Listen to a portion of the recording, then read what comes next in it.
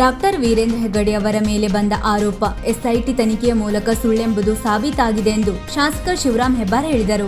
ಅವರು ಶನಿವಾರ ಪಟ್ಟಣದ ರೈತ ಸಭಾಭವನದಲ್ಲಿ ಶ್ರೀ ಕ್ಷೇತ್ರ ಧರ್ಮಸ್ಥಳ ಗ್ರಾಮಾಭಿವೃದ್ಧಿ ಯೋಜನೆಯ ಬಿಸಿ ಟ್ರಸ್ಟ್, ಅಖಿಲ ಕರ್ನಾಟಕ ಜನಜಾಗೃತಿ ವೇದಿಕೆ ಹಾಗೂ ವಿವಿಧ ಸಂಘಟನೆಗಳ ಆಶ್ರಯದಲ್ಲಿ ಹಮ್ಮಿಕೊಂಡ ಗಾಂಧಿ ಸ್ಮರಣೆ ಮತ್ತು ಜಿಲ್ಲಾ ಜನಜಾಗೃತಿ ಬೃಹತ್ ಸಮಾವೇಶ ಉದ್ಘಾಟಿಸಿ ಮಾತನಾಡಿದರು.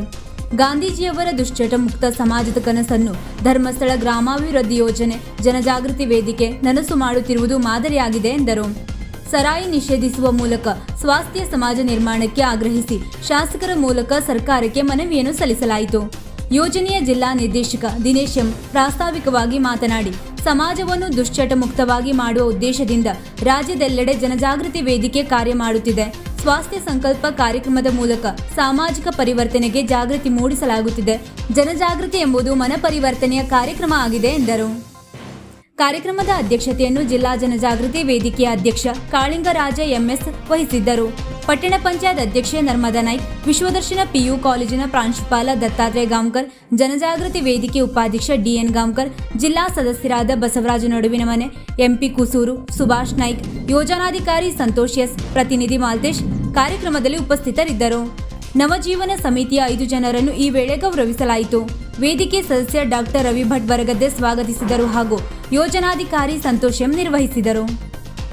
ಇಷ್ಟೊಂದು ಹೆಣ್ಣು ಮಕ್ಕಳನ್ನ ಕರೆತರಬೇಕು ಅಂತಂದ್ರೆ ನಮಗೆ ಹತ್ತಾರು ಗಾಡಿಗಳನ್ನ ಮಾಡಬೇಕು, ಮನವೊಲಿಸಬೇಕು. ತುಂಬಾ ಕಷ್ಟದಿಂದ ಇಷ್ಟೊಂದು ಹೆಣ್ಣು ಮಕ್ಕಳನ್ನ ನಾವು ತಗೊಂಡ್ಕೊಳ್ಬೇಕು. ಅದು ಪೂಜ್ಯ ಕಾವಲಿಯವರ ಕಠಿಣ ಪರಿಶ್ರಮ ಮತ್ತು ಶ್ರದ್ಧಾಭಕ್ತಿ ಕೇಂದ್ರವಾಗಿದ್ದ ಧರ್ಮಸ್ಥಳ ಮಂಜುನಾಥನ ಆಶೀರ್ವಾದ,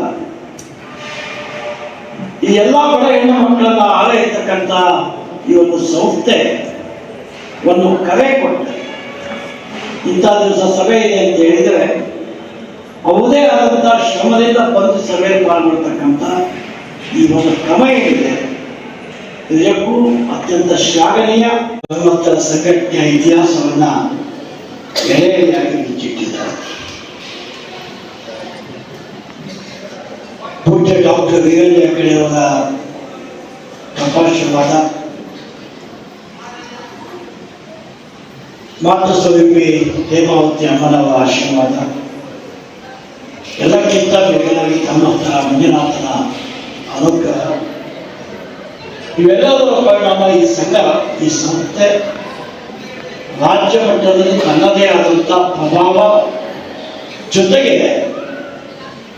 ತನ್ನದೇ ಆದಂಥ ಒಂದು ಶಿಸ್ತಿನ ಸಂಘಟನೆಗೆ ಹೋಗುವಂತ.